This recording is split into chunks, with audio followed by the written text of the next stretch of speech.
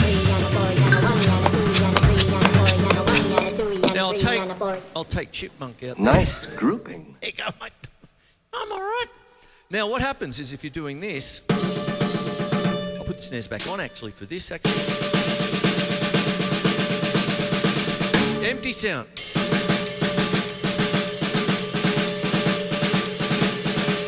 Even more. Burp. Attack. Wood tip. Fast attack. Felt end. Okay. Slower attack. Like.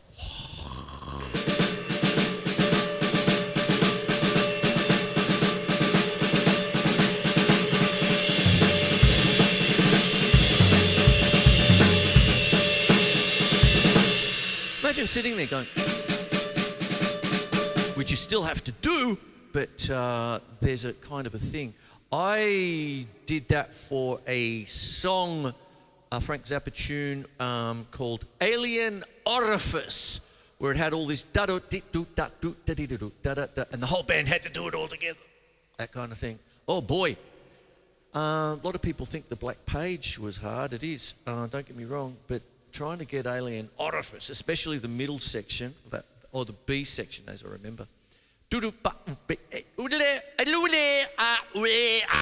Like that kind of thing. Bloody hell. You know, that kind of thing. So I worked out a way that I could do it and the band could follow, you know. Something as simple as fives. 1, 2, 3, 4, 5, 1, 2, 3, 4, 5.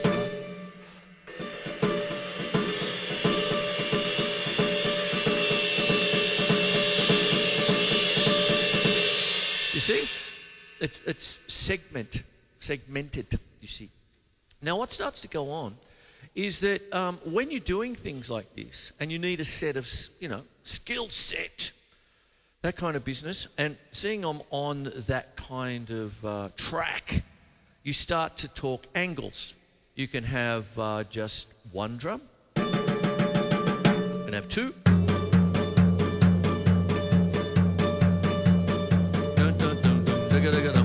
three, triangle,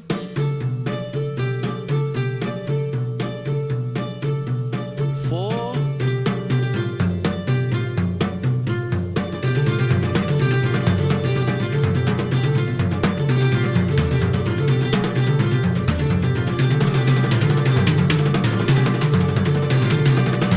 and that goes a big way to starting to create parallel melody, in the sense that when you are talking about the Zappas, the Dream Theaters, the Stravinskys, in whatever genre, you might have something happening in 3/4. 1, 2, 3.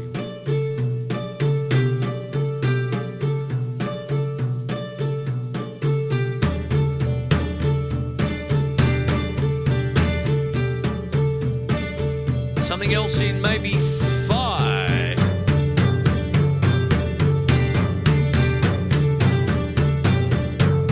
One, two, three, four, five. 1, 2, 3, 4, 5.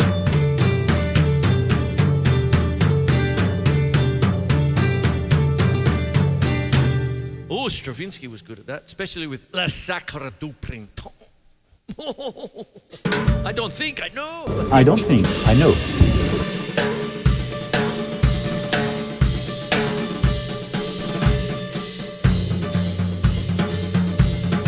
Now, just 4 on the floor, a bit of splash or a bit of air.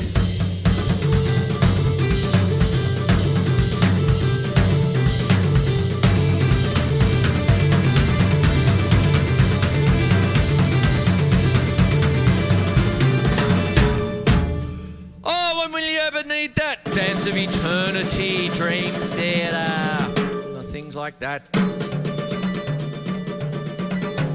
Then what goes on is that you start doing different things with, you know, you can use 4. You can have 1 drum, 2 drums, 3 drums, 4. There it is there.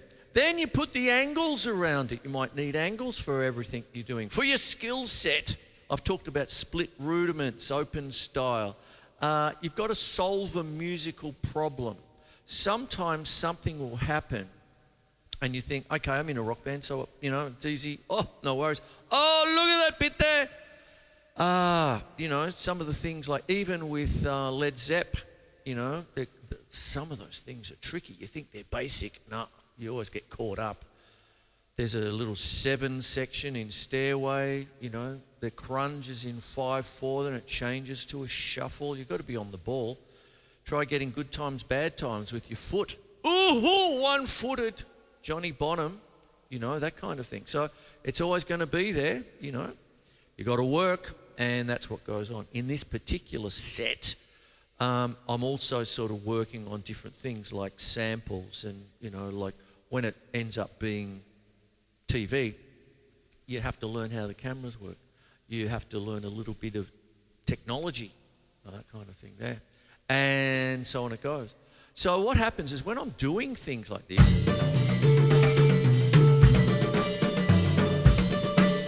just doing that on the snare drum,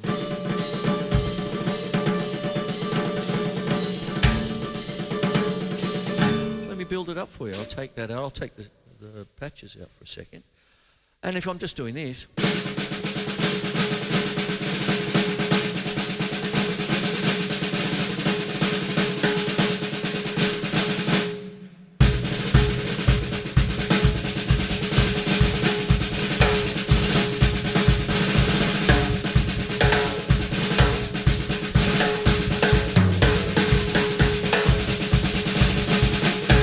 so on like that. Take that out, put the patches back in, learn about how to patch things up. This is all, like... that was a night with my soldering iron once upon a time. I thought I'd got to get all these wires done. If I just went out and bought them at $20 a pop, God help me. But good old J car. Membership card. Here you go. So I better start wrapping the show up. But one of the things that you do is that when I'm actually going over the things, I tend to use positioning like right side, left side. Okay, look.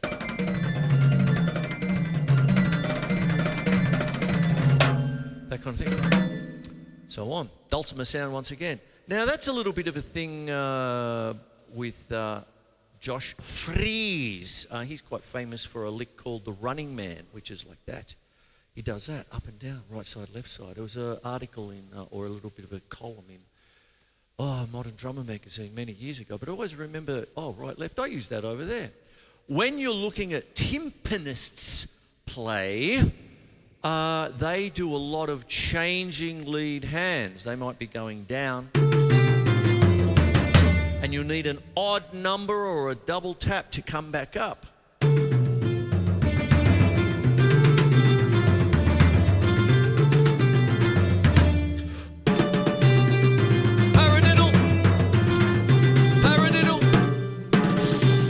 Paradiddle gives you the double tap. Right, left, right, right, left, right, left, left. Paradiddle. Paradiddle. And so on.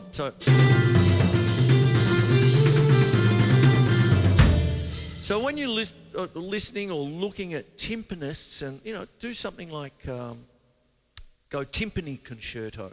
They are out there. You'll see them circled. They'll be up the front. There's one, Raise the Roof is one. A lovely lady doing it. She's amazing. And she's, as you know, timpani, you can tune them. And it's the whole string section's playing with them.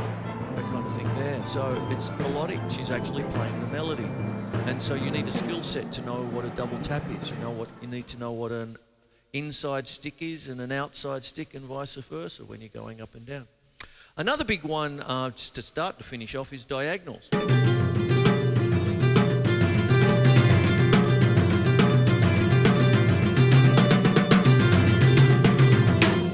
So you got a bit of a...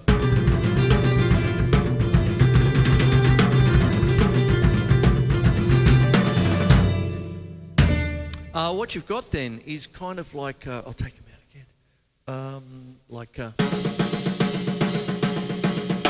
So 1, 2, 3, 4, 5, 6. 1, 2, 3, 4, 5, 6. Been known as the X-Fill. Say it with as deep a voice as you can. Ring now. Sorry.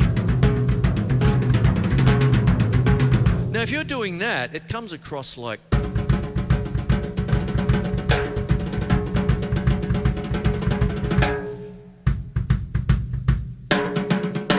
kind of thing there. It's almost like an Irish jig. And then what you can do is if you've got that,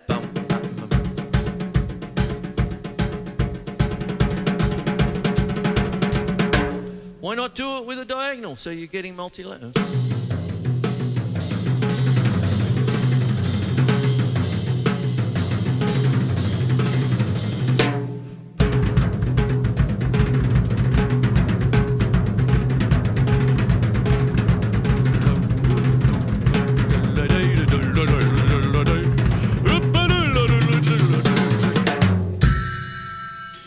There it is. All right. I'll get a wriggle on now, and that's what goes on. So you've got some... You got a few different things. I hope I've helped you in some way. When you join a band, I've talked about that already. You know, beats you need for bands, you know, sort of thing. But tonight is skill sets. You can take things that you know and adapt them. So if I'm doing something as simple as the aforementioned flam tap that I did a little while ago, and it's just a good old rudiment with your 26 into your 40 pass rudiments, split them, move them.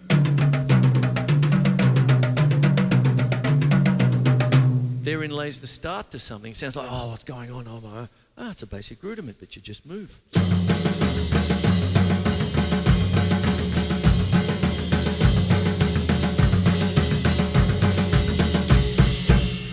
Empty sounds. Oh! One and a two and a three and a four and a one and a two and a three and a four and a one and a two and a three and a four and a one and a two and a three and a four and a one and a two and a three and a four and a one and a two and a three and a four and a one and a two and a three and a four and a one and a two and a three and a four and a one and a two and a three and a four and a one and a two and a three and a four and a one and a two and a three and a four and a one and a two and a three and a four and a one and a two and a three and a four and a one and a two and a three and a four. Offbeats, you see.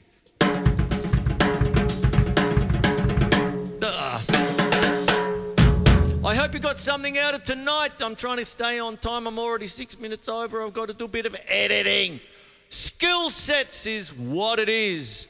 You've got your split rudiments. You've got your open style. When I started to do this, I thought, well, I need two of everything. I got a hi-hat, two hi-hats, right side, left side, two rides, right side, left side, shiners. It's a bit like the arc, mate. Arc. Sorry.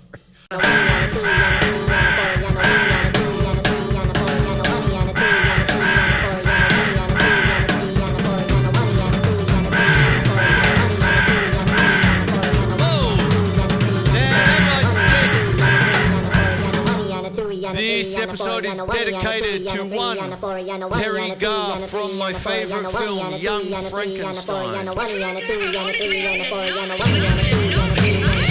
I love that film. I'm going to watch it later.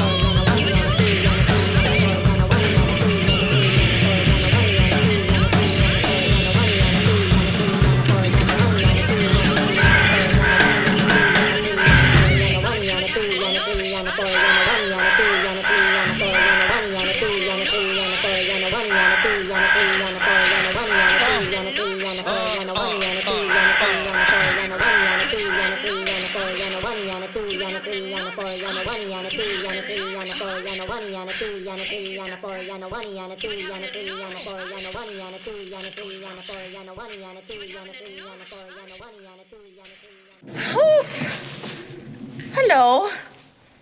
Would you like to have a roll in the hay? It's fun. Roll, roll, roll in the hay.